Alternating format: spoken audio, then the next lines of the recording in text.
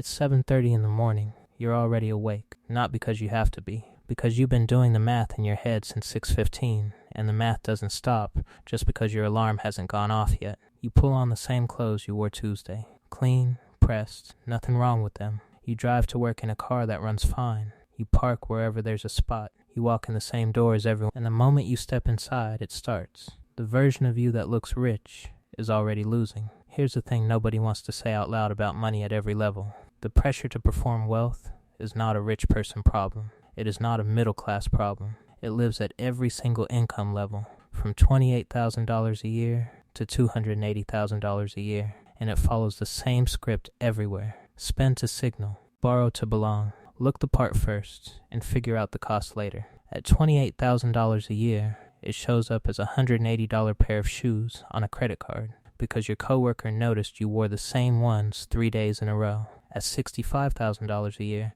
it shows up as a $42,000 car financed over 72 months because everyone in the parking lot at your new job drives something that looks like it means something. At $120,000 a year, it shows up as a house with a mortgage payment that leaves you with $200 in your checking account by the 20th of every month because the neighborhood you bought in matched the salary you earned and the image you'd spent a decade building. At $300,000 a year, it shows up as a lifestyle so precisely constructed to reflect success that the person inside it is quietly terrified every single quarter that something will shift and the entire structure will become visible for what it actually is. The numbers change, the pattern doesn't, and at every level, the cost. You spend the thing that was supposed to build you out before it ever gets the chance to compound. Let's start at the beginning, not the beginning of your income. The beginning of the trap. You're 23. You just got your first real job. The salary feels enormous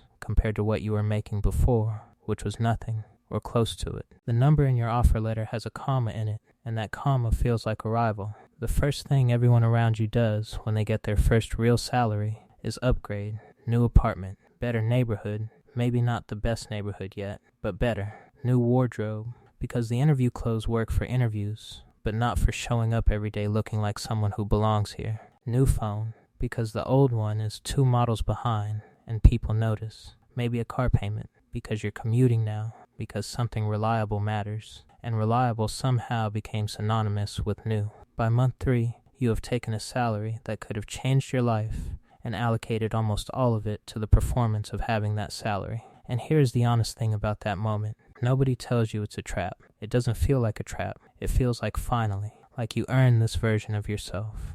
Like looking the part is part of the job. It is not part of the job. It is the most expensive thing you will ever buy, and it has no resale value. There is a version of 23 that looks completely different. Same salary, same city, same parking lot. You take the apartment that's fine instead of the apartment that's impressive. You keep the car you came in with, the one that runs, the one that's paid off, the one that is worth exactly $0 in monthly cash flow. You buy 2 decent blazers and you rotate them. You open a brokerage account the first week you start getting paid, and you automate $200 a month into an index fund before you ever see it, before you can spend it, before it becomes part of your mental accounting of what you have available. You don't look rich. You look regular. You look like someone still figuring it out. That version of you at 23 is not losing. That version of you at 23 is running a machine that the other version just sold for parts. The cruelty of the look rich trap is that it has a sliding scale. Every time your income rises, the expectation rises with it. And the expectation doesn't come from nowhere. It comes from the people around you, from advertising that has your demographic precisely mapped, from social comparison that operates at a speed your rational brain cannot keep up with, from a workplace culture that uses visible consumption as a proxy for professional status. At $45,000 a year, you're expected to have a decent apartment and a reasonable car. At $75,000 a year, you're expected to be moving. Better neighborhood, better car, some travel, maybe a house conversation happening. At $110,000 a year, the house is no longer optional. The car needs to say something. The vacations need to be postable. The wardrobe has a price floor. At $200,000 a year, you are now in the territory where people around you have leased or purchased things, specifically because of what those things say about them. And the gap between what they earn and what they owe is not something you see from the outside. Every level looks like success from one level below. From inside, it feels like running. Here's what actually happens when you refuse the performance at every level. At $45,000, you drive a paid-off car and live with roommates for 1 extra year and invest the difference. You don't look like you're doing well. You look like you're still getting there. Inside the account, you are building a foundation that the version of you living in the nicer apartment does not have. At $75,000, you get the raise, and you do not upgrade your life to match the raise. You upgrade your investment rate. You keep the same apartment for 2 more years. You buy a used car in cash. You look exactly like you did at $55,000. Nobody throws you a party for this. Nobody notices. The account grows quietly, while the people who got the same raise at the same company celebrate by increasing their monthly obligations by exactly the amount of the raise. At $110,000, you buy the house when the math works. Not because it's time and everyone is doing it. You put 20% down because you waited until you had it. The mortgage payment is manageable because you didn't buy to the top of what the bank approved. Your neighbors drive nicer cars. Your car is paid off. Your net worth is climbing. At $200,000, you look like someone who makes $90,000. And your brokerage account is doing something that people who actually make $90,000 will not see in their lifetimes unless something changes. This is the part where someone always asks the same question. But what's the point of making money if you don't enjoy it? It is a fair question. It deserves an honest answer. The answer is that enjoyment is real and spending is real, and there is nothing wrong with either. The problem is not spending money. The problem is spending money on the signal instead of the... There's a difference between buying something because it genuinely improves your life and buying something because of what other people will conclude about you when they see it. One of those purchases serves you. One of those purchases serves the room. When you buy the expensive apartment because you actually love how it feels to walk into it every day, because the quiet or the light or the location genuinely makes your daily life better, that is a real purchase with a real return in daily experience. When you buy the expensive apartment because it will look good when people come over,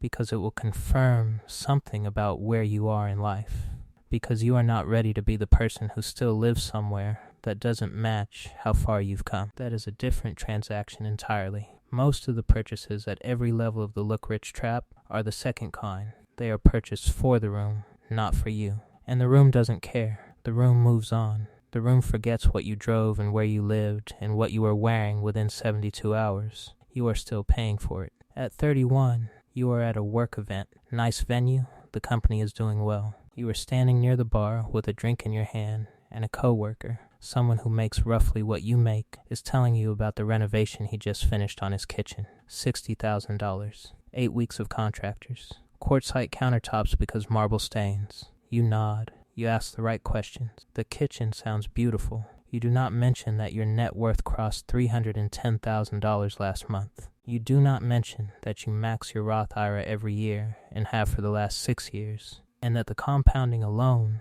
has started doing something that feels almost abstract when you look at the numbers on a Sunday evening. You do not mention that you own your car and have no consumer debt, and that your mortgage payment is $270 a month less than what your colleague pays in rent for an apartment he describes as a stepping stone. You ask about the countertops. He shows you a photo on his phone. They are genuinely beautiful. You order another drink. You talk about the countertops. The silence about what you have is not dishonesty. It is not superiority. It is just the understanding that there is no version of that conversation that helps anyone, including you. There is a specific moment that happens when you have been running this strategy long enough. You are sitting somewhere ordinary, your own kitchen, your car, a bench somewhere, and you do a calculation. Not the account balance, you check that once a month, on a Sunday, and then you close the laptop. You do a different calculation. How long could you stop? How long could you stop working, stop earning, stop showing up, and be okay? At the beginning it was days, then weeks, then months. Now you sit in your ordinary kitchen, in your ordinary clothes, next to your paid-off car, and the answer is years. Not comfortably forever, but years, real years. Years where nothing would change. Years where the machine would keep running on what's already inside it, and nobody looking at you can see that. The person in line behind you at the grocery store cannot see it. Your neighbors cannot see it. The people at work who have you categorized as fine, doing okay, nothing special, they cannot see it. You look like someone with a regular. You have the kind of freedom that most people at your income level will not accumulate in their entire careers. That gap between what you look like and what is actually true is not a source of sadness. It is the whole point. The people who look rich at every income level are not bad people. That matters. They are not reckless or stupid or careless with money. They are running the program that the entire economic environment around them was built to run. Advertising, social media, workplace culture, the natural human pull toward belonging and status signaling, all of it points in the same direction. Spend to the level of what you earn.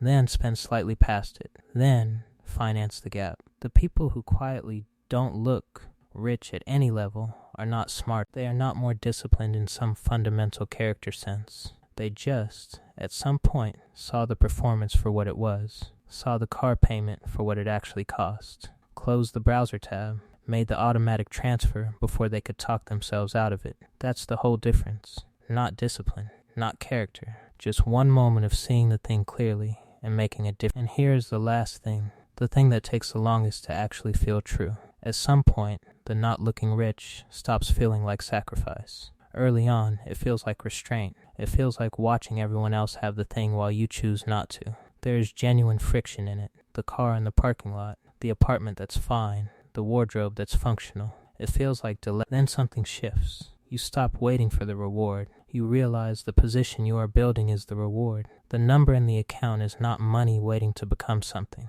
It is already something. It is options. It is the ability to take the job that pays less but matters more. It is the ability to say no to the restructuring without the panic everyone else in the room is calculating behind their eyes. It is the ability to sit at a kitchen counter on a Tuesday morning and run the math and understand that you are not one emergency away from a decision that takes years to recover from. That is what the look rich trap costs. Not money, options, and the people sitting in the nice cars in the parking lot, the people in the upgraded apartments, the people with the renovated kitchens. They are not wrong for wanting those things. They just traded the options for the performance. And the performance ends every single day when the room empties out. The options stay. You grab your keys. You drive to work. You park wherever there's a spot. The machine is running. It has been running for years. Nobody can see it. That's exactly how it works.